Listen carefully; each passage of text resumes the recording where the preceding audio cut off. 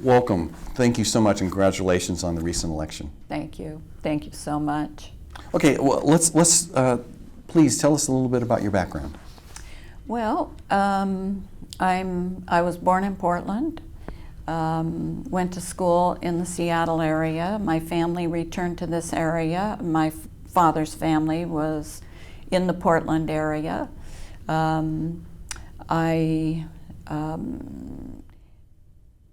went to work right away when I came here for U.S. Bancorp. I worked in the auditing division.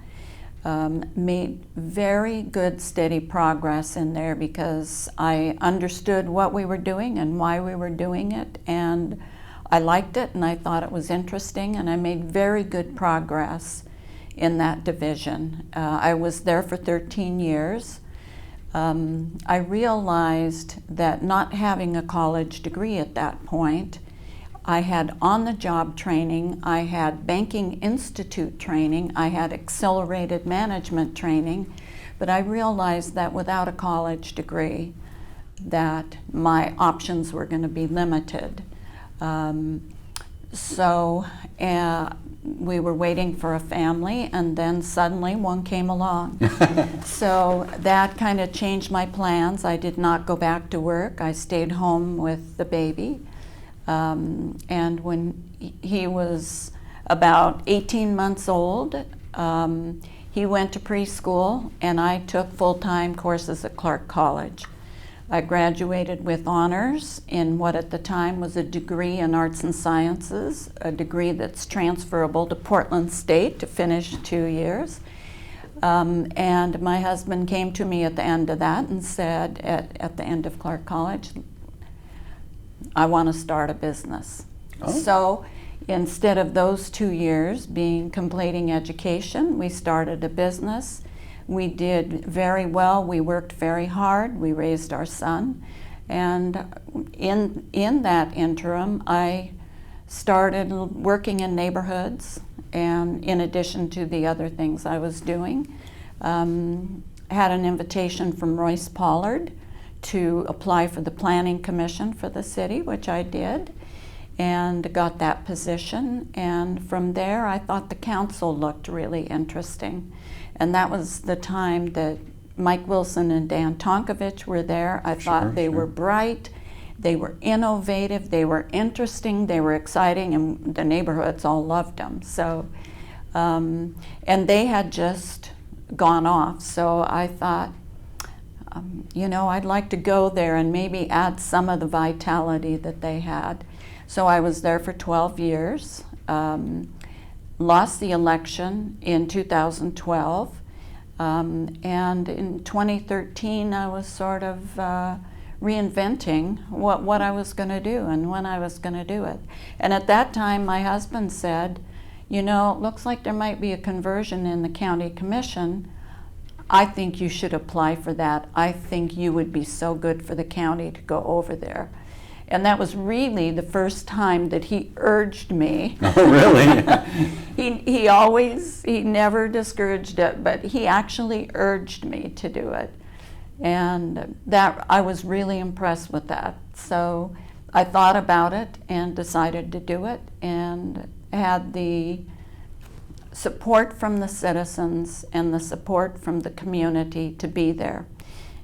And I feel like, not like I won, I feel like we won. And I'm excited by that. It was, however, a very close race. The other candidate and I were just pretty much neck and neck right to the end. So that's sort of the story. Okay. How would you describe your leadership style? I would describe my leadership style as collaborative. Okay. We tend to get very strong personalities in people who run for office. The wrong reason to be there, in my estimation, is so that you gain power or control.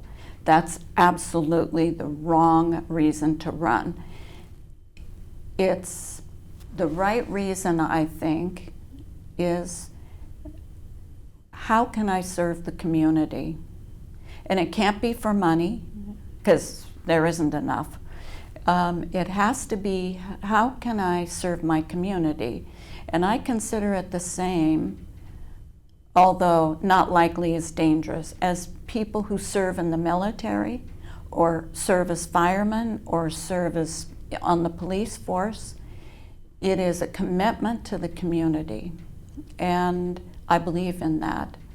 So I want to be collaborative. I want to work with people. It's not my ideas. It's how can we sit down? How can we share ideas? How can we throw out some good ideas? And then how can we synthesize those and bring them together so that we're in agreement and we can move forward for the citizens? Okay. And it's exciting. Just think about that. It's exciting. Yes, sounds like it. So how have you been transitioning to your new role? You've been in office for about 3 weeks? Is it 3 weeks? Yes, yes, it's already been 3 weeks. It's very long, difficult hours. This morning I was preparing for a meeting at 7 a.m. The meeting was at 7:30. I will go until 6 or 7 tonight. The entire week has been like that. The C-Tram board meeting went till 10 p.m. on Tuesday. I was watching. And I think that was, we started at 8 in the morning. So boy, I tell you, you need a strong constitution to be able to do that. And in between those meetings and interviewing people for boards and commissions, and all the other things, coordinating your calendar, which I get assistance with, which is great. You have to get on it and stay on it. And I was just realizing as I was driving here, a gentleman called me yesterday. I promised him I'd call him back, and I haven't called him back. So I'll go back to the county building and get his phone number and call him back tonight. It's hard to to make ends meet. So in other words, how do you prefer people to contact you? Phone, email? Anyway, and there are people who come to the county commission meetings. I can take a minute, depending on what my schedule is. After a meeting, sometimes I'll have just a brief period of time if people want to comment to me, or by email, by telephone. I have a county cell phone, and I have a landline at the county. Okay. Now, what are your early impressions of the county commissioner job? You just talked about long hours. Yes. It's exciting, though. Okay. And you can do those hours if you're excited and really pumped about the work. So the meeting first thing this morning was Columbia River Economic Development Council Executive Board, which I'm assigned to, but I would have volunteered for it anyway, because I sat on CREDC for 6 years when I was on the council. So hearing about what the possibilities are for the county, how people are working together, how city, county, private business, and that's headed by Mike Bomar right now, who was a perfect fit for that. He's enthusiastic, he's brilliant, and to see how he just brings people along with the excitement, but then there are practical, down-to-earth discussions about what can be done and how it can be done and how we can foster communication with the rest of the world about what we have to offer here in Clark County so we can get jobs. Right. Jobs for our citizens. So they don't need to sit in traffic for an hour or more a day, and they don't have to pay Oregon state income tax. So that would be really good for our citizens. Sure. So let's talk priorities. What are some of your top priorities over the next few months? Well, gosh, when you're campaigning, you have this list of priorities. Mm-hmm. And some of my priorities in the campaign were safe transport for all hazardous materials.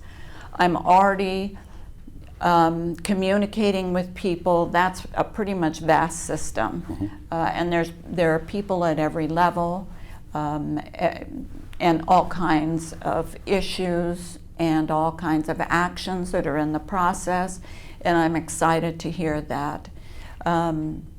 Mental health services, I'm really excited to hear too that there's a lot on the ground, there's a lot planned. Yesterday morning, the Drug Abuse Intervention Advisory group, I attended that, and all three commissioners did. We got an update on the problems with drugs, the developing problem with marijuana, and with people adding other ingredients to it, and the strength of it, which is quite different than 20 or 30 years ago.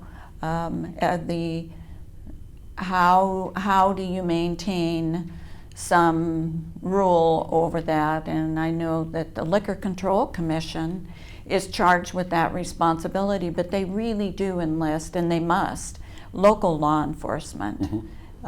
Shane Gardner was there from the Sheriff's Office, and as you know, he's been very forward-thinking on some of his programs and his assistance in development and support.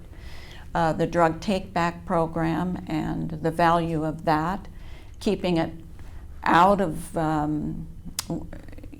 out of the sewer system, which goes into the river, keeping it not thrown on the ground, proper disposal of that, and also not letting that get in the hands of people who are abusers, who could harm themselves. Sounds like you've got a lot. And then there's the communication with the citizens and keeping that ongoing. It's every day there's just a new dimension. Well, and you're joining the county Yes. as they're going through what will likely be a major Yes. transition. So the Yes. home rule charter passed. As commissioner and a soon-to-be county councilor, what are your thoughts on how this charter will impact county government? Well, when you're on the campaign road, you see what's going on. I read the charter. I had some serious concerns about the charter, but I could not integrate those concerns into current county operation and how that would change because I wasn't that familiar with it. So now I'm there. I see the process unfolding. Communications are ongoing because the citizens passed this charter. So as an elected official, I believe one of my responsibilities is to understand the message the citizens were sending when they passed the charter. I see that message as a need for a balance between authority and responsibility between the county commissioners on one hand and the county manager on the other hand. And that citizens basically by passing that were saying, I want to see some boundaries in that. So how do we get to those boundaries with this charter, because it's 20-some pages, and although there's a lot of words in it, so much can be open to interpretation. So when I look at how that translates operationally, I'm going to keep in mind the message the citizens sent, which is they want balance and some separation between the authorities. And then as we interpret this to try to create code and create action, keep in mind the original message that the citizen was sending. Okay. How do you enjoy your free time? I know. Yeah, not so much. But when you do get that moment, If I had free time, because you're supposed to be going to a part-time position. I cannot imagine a responsible county commissioner seeing this as part-time. You could spread out some of the committee work, but I will tell you this is stuff you need to understand, you need to read, you need to study, you need to prepare for. And for many of these, you spend much more time in preparation than you do sitting at the yay or nay table. So I have no idea how this could be a part-time position and to have a person responsibly fulfill it. So if I had free time. If you had free time. So if I had free time, I would be reading my fishing guide to see if it's too late for fall Chinook on the North Fork of the Lewis River.